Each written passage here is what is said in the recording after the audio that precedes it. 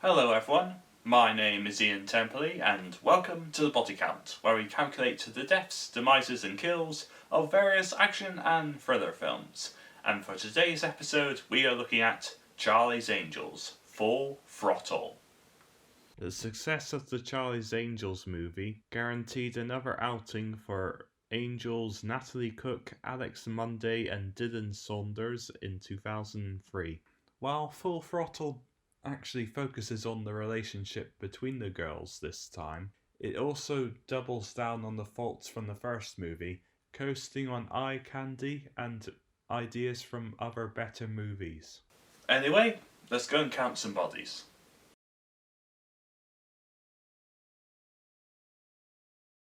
The movie opens in eastern Mongolia, where via tracking shot we are introduced to our returning angels Liu, Barrymore and Diaz. They're here to rescue the T-1000 himself, aka US Marshal Ray Carter, but they run into a little bit of trouble. Thus they commandeer a truck and cause plenty of poorly CGI'd chaos. But no confirmed kills, thanks for asking. We are then greeted to the abs of Rodrigo Santoro. You know that guy in Love Actually that Laura Linney's character wanted to bang. And this mysterious gun-wielding woman who appears to be calling the shots. We drive through the title card to arrive at this army hangar with its own special blue filter, where we follow a ring-wearing Bruce Willis as Department of Justice official William Rose Bailey. Bailey hears a noise though and discovers our first 21 figures to go in the count. Bailey doesn't last much longer. Hammer time! You know, hammer of the gun, hammer time, yeah. MC Hammer has been enjoyed by Nat, who still can't dance, but is moving in with her boyfriend Pete, once again played by Luke Wilson. Jason's also back, but he and Alex are on a break. He does, however, give the girls tickets to his latest movie premiere. Bosley! What's happening, angels? No, your eyes aren't deceiving you. That's not Bill Murray, but the late Bernie Mac.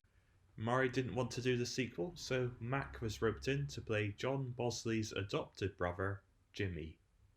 However, Charlie is once again voiced by John Forsyth, who reveals to the Angels that their mission in Mongolia was just the beginning. The late great Robert Forster appears as FBI Director Roger Wixon to relay exposition about the Halo rings. A pair of rings which, when put together, can relay the entire list of people under the Witness Protection Program. Carter's ring was stolen from him in Mongolia, while the other belonged to the departed Bailey, meaning that the list is now out in the open. To track down a lead, the Angels have to go full CSI, complete with the theme music. Although they are stopped by Luke's older brother Andrew, who wonders, "Who are you? Who?" They are able to enter the house of Eric Bogosian's Alan Caulfield, who they deduce was smothered by a surfer. This calls for a trip to the beach. While the girls look out for potential suspects, Nat bumps into legendary angel Madison Lee, who's totally not suspicious at all. While I am quite mixed on Demi Moore's performance in this movie, I do have to say she certainly delivers on the innate sexiness required for the role.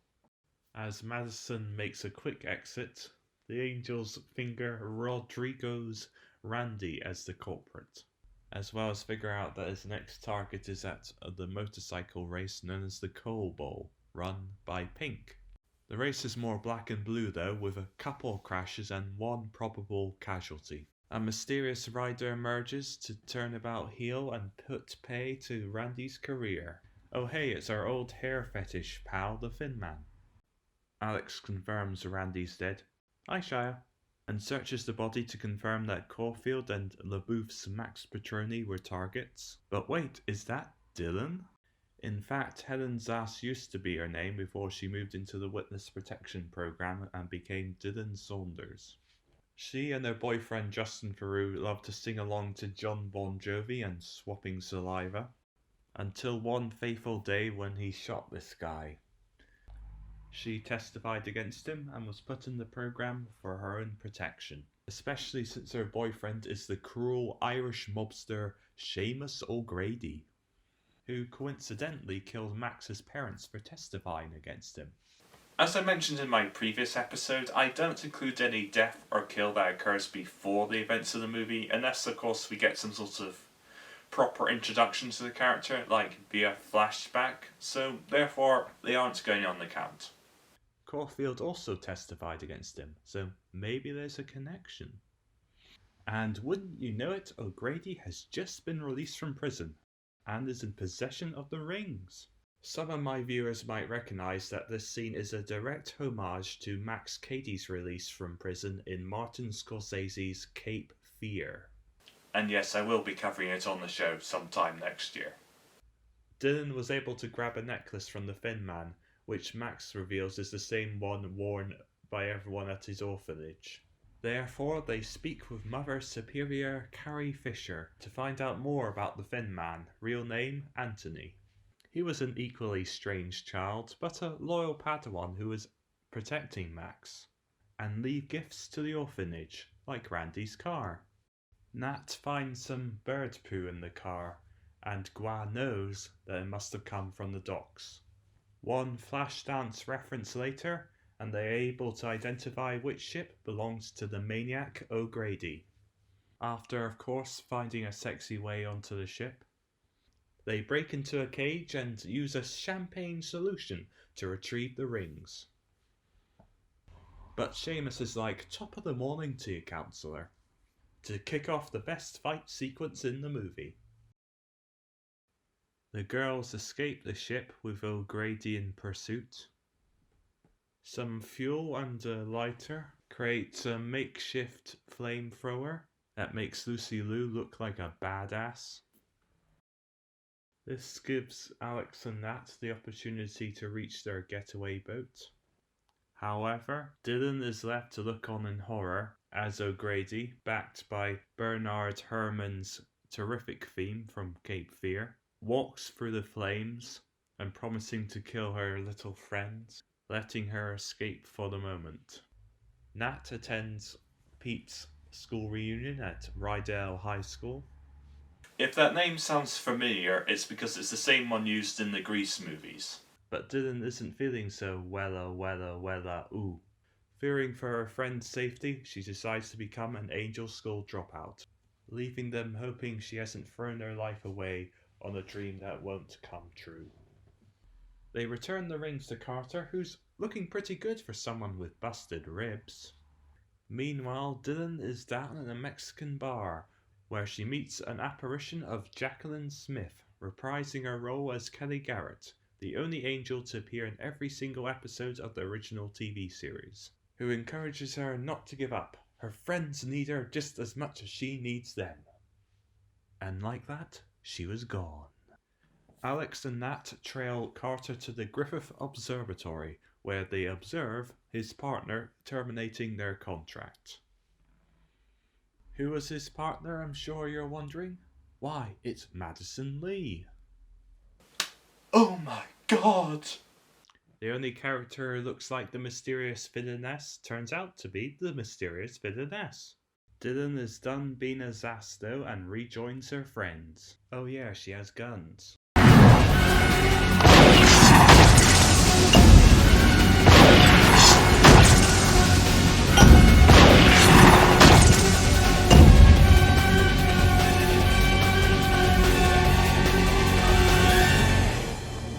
I think they'll be alright. Something I forgot to mention in the previous episodes was that Drew Barrymore, who's a producer in both movies, is a strict believer in gun control, hence the reason why the Angels don't carry any. Madison decides to have a little chat with her old boss Charlie. Bitter about being fired, Madison feels that he and the Angels were holding her back. She's better than them and all that shit. Before leaving, she kills the speaker box, ending Forsyth's career. He would pass away 7 years later, thus completing our real-life death toll of 4. Rest in peace to them all.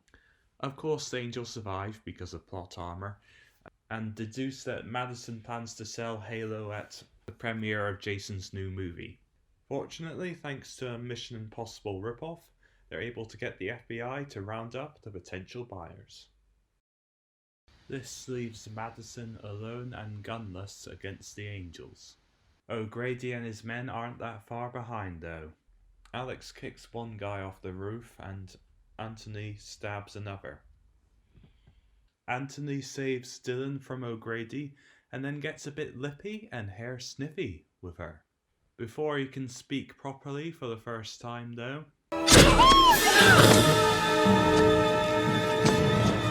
Mind if I cut in?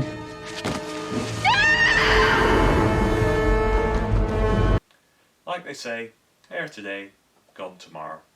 Fortunately, Dylan is able to blind Seamus, causing this Max Cady wannabe to lose balance and fall to his death.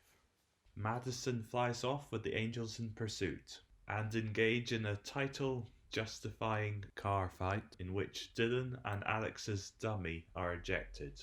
The remaining women duke it out in an abandoned theatre, where Madison pulls another gun out of her ass. However, her teammates rescue her with the power of friendship. The Angels finally My Little Pony G.I. Jane through the stage, giving us our last kill of the movie. The movie ends with the Angels attending the premiere, Alex calling time out on their break with Jason. Pete proposes to Nat that they get a puppy together, and the girls reassuring each other that they'll never break up because they are family. Well, that sequel was bigger and badder, but did that equate to a larger body count? Let's find out at the breakdown. In total, 31 men and 1 woman died in Charlie's Angels Full Throttle, and with a runtime of 101 minutes means that there is a death on average about every 4.41 minutes. Honestly, the quality of deaths and kills wasn't great, but I'm going to give the Magnum Bullet Award for top death to Madison Lee, as it's probably the most memorable demise from this movie. Meanwhile, I'm going to give the Damp Squib Award for lamest death to that O'Grady henchman, just because it's the most throwaway kill of the movie. Well, that does it for this episode of The Body Count. I hope you enjoyed it, and if you did, please like and subscribe, and I'll see you next time. Unfortunately, I'm going to be quite busy in the next few days, so I won't be able to get a new episode out next week. However, in 2 weeks' time, I'm kickstarting a new franchise with a certain Christmas film that I hope you're not too old for. Take care.